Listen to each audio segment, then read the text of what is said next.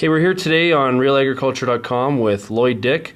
Lloyd is CEO of Brett Young Seeds. Thanks for joining us today, Lloyd. Thank you. Lloyd, can you please describe Brett Young's business model and business units?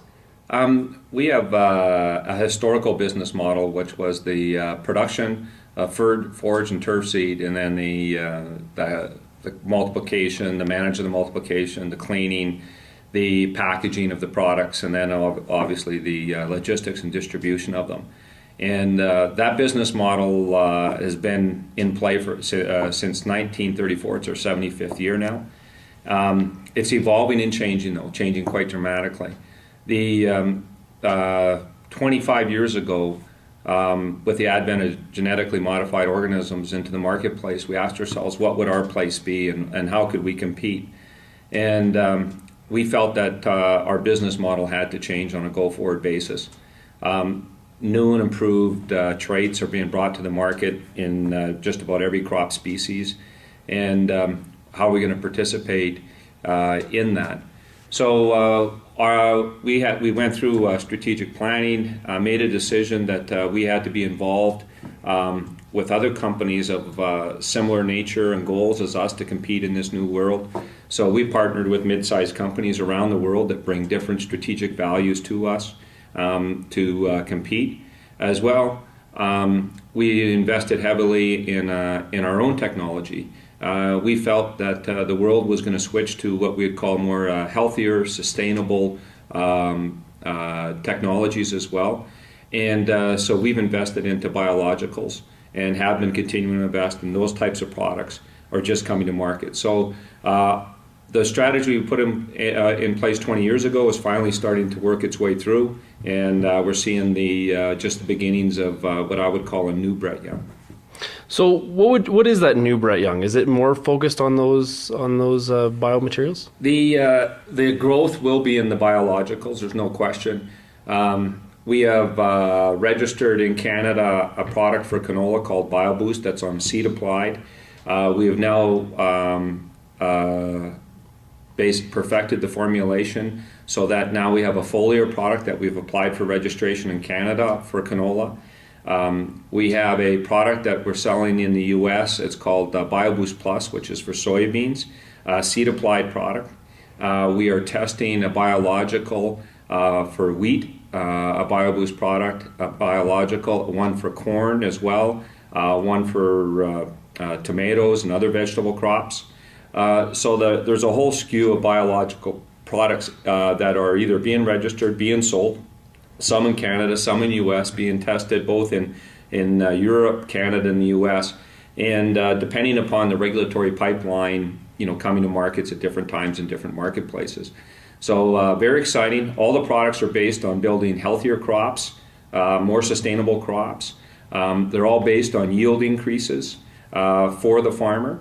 And ultimately, we think that we've developed a technology platform that is bringing the first wave of biologicals, but the second wave, which is even more exciting, is not too far behind it.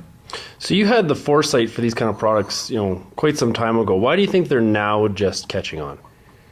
Well, two things is to identify a product and to test it in a growth room is one thing.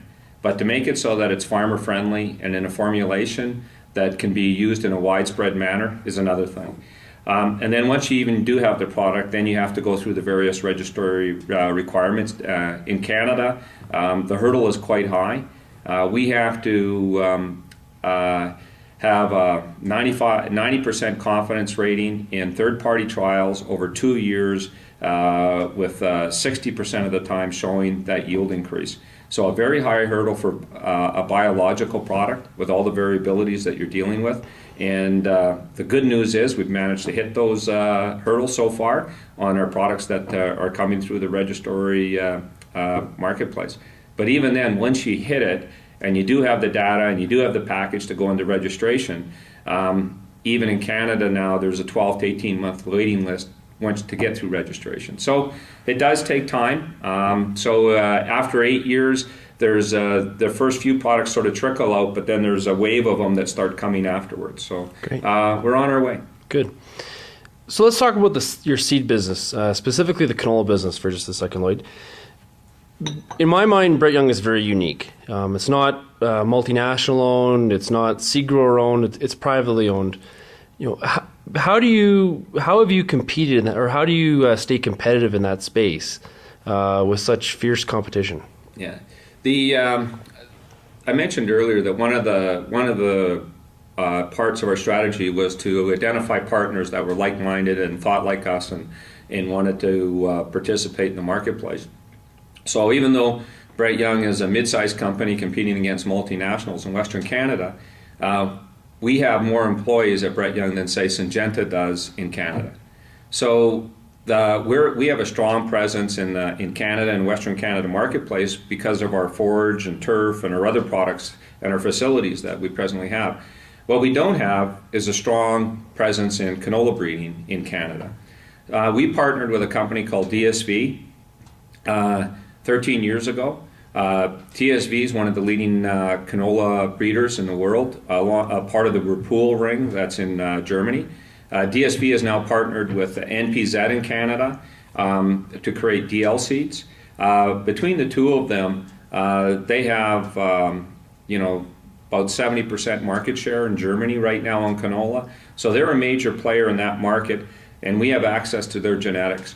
So by taking the strengths of BY, distribution people, facilities, partnering with a strategic partner that can supply genetics, we're able to create a pipeline of unique and different products for farmers in Western Canada. Okay, Lloyd, so with your strategy, has there been any unanticipated outcomes or effects? Yeah, actually there has, and they've generally been to the positive.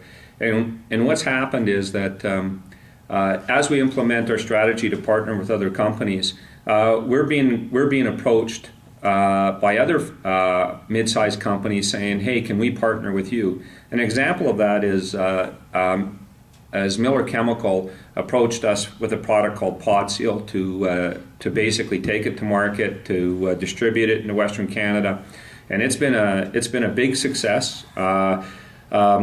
For us and for Miller and for many farmers who used it. I think that we're going to continue to see more of those where companies, other mid-sized companies, are looking to partner to expand their market for different products.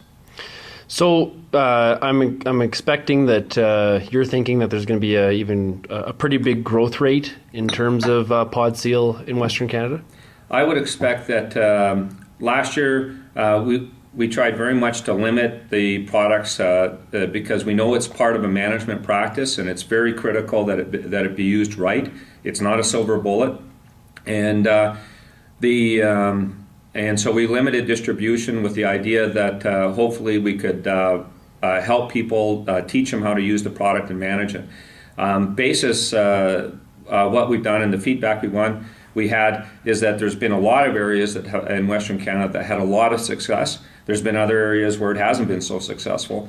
But basically, the feedback we're getting is that most farmers that used it, I think 75% of the farmers that used the product are going to use it again on expanded acres.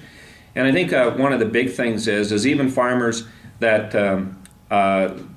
don't want a straight cut, for whatever reason, agronomic, farm practices, you name it, it's still a product that can be used on a swathing and save yield. So we're seeing a lot of different areas and different people are trying it, and farmers are very creative. They find lots of great ways to use it and different products, and I'm sure they're going to find lots of benefits from this product as we go forward. It won't be just on canola, it'll be on other crops as well. Oh. Okay, Lloyd, well, thank you very much for spending time with us today. Okay, thank you very much, and all the best to Real Agriculture.